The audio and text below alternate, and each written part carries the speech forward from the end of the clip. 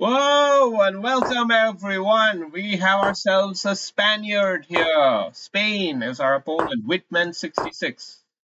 A weird name for a Spaniard, but I'm gonna pretend like he's Carlos Alcaraz and I'm none other than Novak Djokovic, naturally. Novak Djokovic, the best tennis player ever, the GOAT, although it might be Alcaraz now, honestly. Who knows? Who knows? Maybe it's too early to say.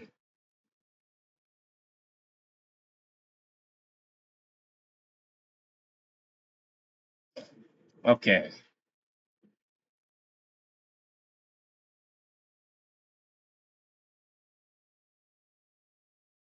I want to play a little fast in the 3+2 format.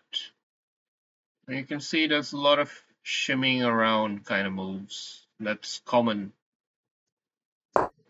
Shimmying around, not doing too much, just kind of maintaining tension. This is bound to come eventually.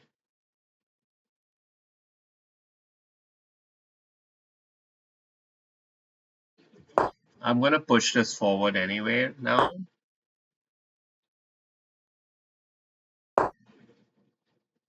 Get the rook here somewhere. I wouldn't mind a whole series of trades here with all these pieces. Unlikely to happen.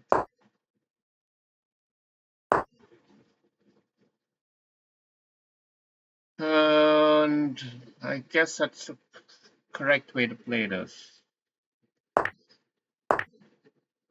Now we got to make sure we hold on to this pawn. So we've held on to everything, just about.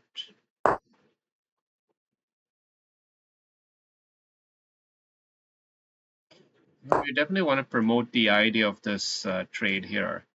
If that's what he's claiming he's going to do next, let's see. But I guess he's going to just square up and go back. Otherwise, he would have come here already. Okay, he has to trust his ego more than his common sense, it seems. Because I'm sure he saw exactly this. It's not some grand move. We're gonna come back here and we'll just try to hold everything solid now. This pawn will become a target. I think king here, rook here, queen here, ganging up here sounds like what I would do.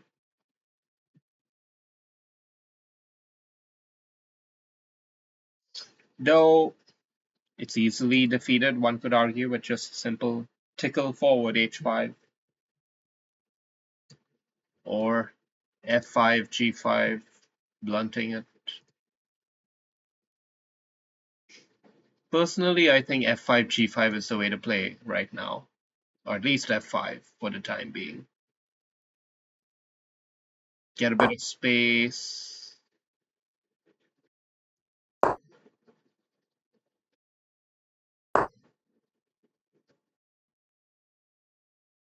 Interesting. Maybe he's gonna put his bishop in a nice looking outpost, but I don't think I mind.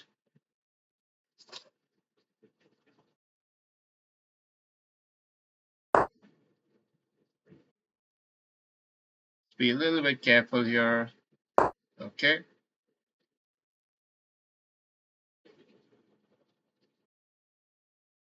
Just poking around, right? He's not making any decisions.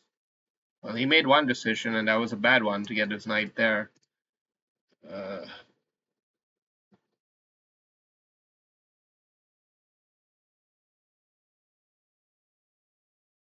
hmm. Now I've got to figure out how to handle this. Mostly I've got to figure out how to handle this, what's gonna come next. So I'm gonna get this bishop ready to handle this storm. And somehow I've got to find a way. Yeah, it's already come. The storm's already here, man. You're too late. It's never too late. It's never too late. Oh. This would be a zinger. This would be a zinger. Shit. The position has really popped up in a sudden span of moves here with the advent of the knight into the game. Welcome to the party, pal.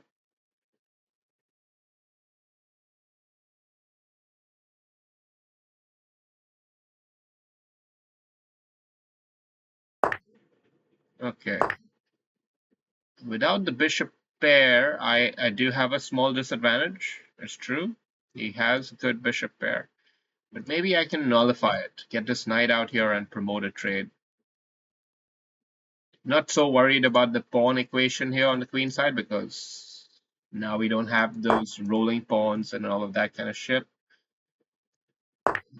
Let's go here. And let's even invest a move that defends the pawn, opens up the bishops, and takes the game to the endgame.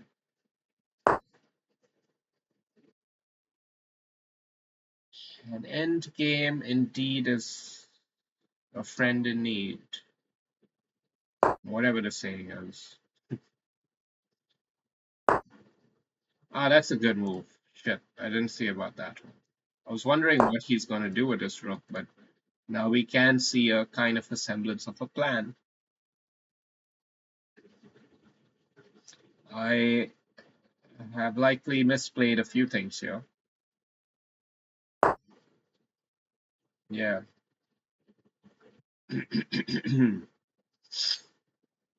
I've misplayed this game, this horrible game. I've misplayed it. What can I do?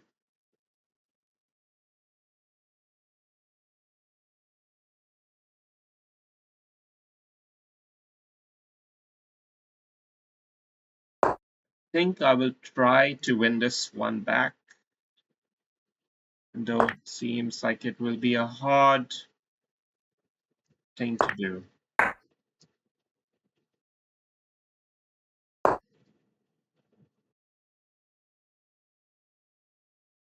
If he comes with the rook here, then I have to shift my king in. And if he goes all the way here, then I will move the pawn up.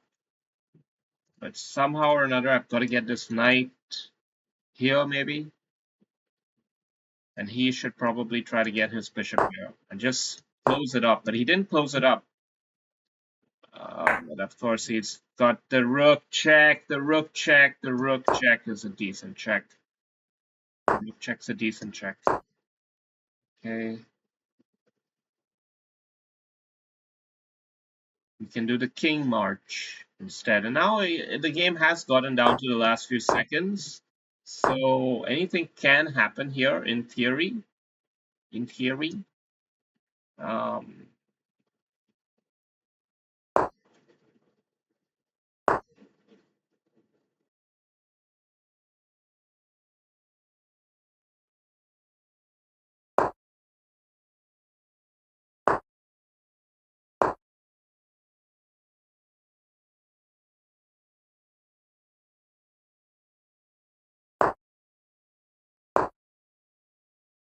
no checks now.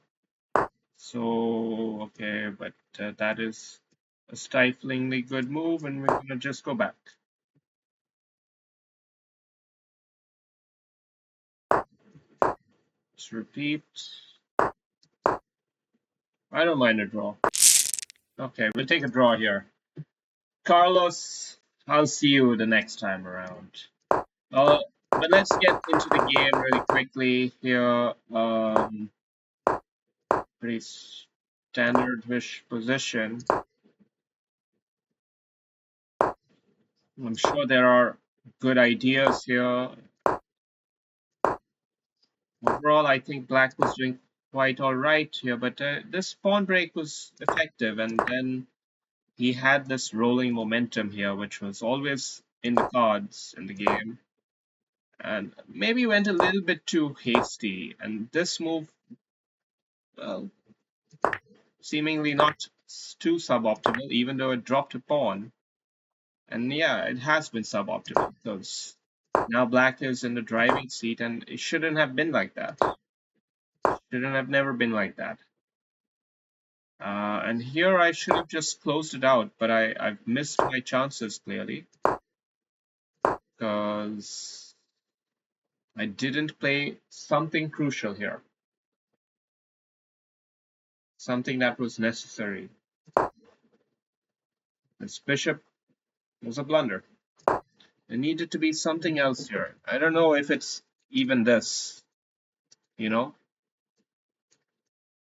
two pawns for the bishop and then choking out that bishop. I think that's actually a really good move, honestly. But is there something even better here in the 22nd move?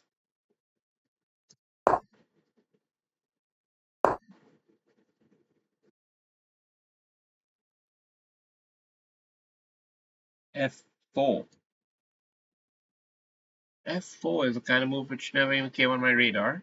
So this is really interesting to see why F4 would be so highly regarded.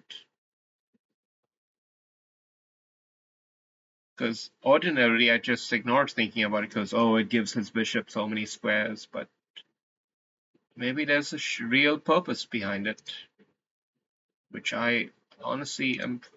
Ah, it's about getting the knight a square. That's the idea here. Very interesting. Very interesting. Wouldn't have expected that, okay? So, the game has gone back to even, and now white is maybe even calling the shots a little bit. But right here, right here was a critical moment, and I needed to do what was sound, which is probably rook up. Instead, with the king up, I ran into this, and now I should have been willing to retreat back here, probably. But instead, I blocked it with the knight, and now he's ganging up on the pawn, but it's still an even game, apparently, because I've still got something I can do here. But what? What could I do there?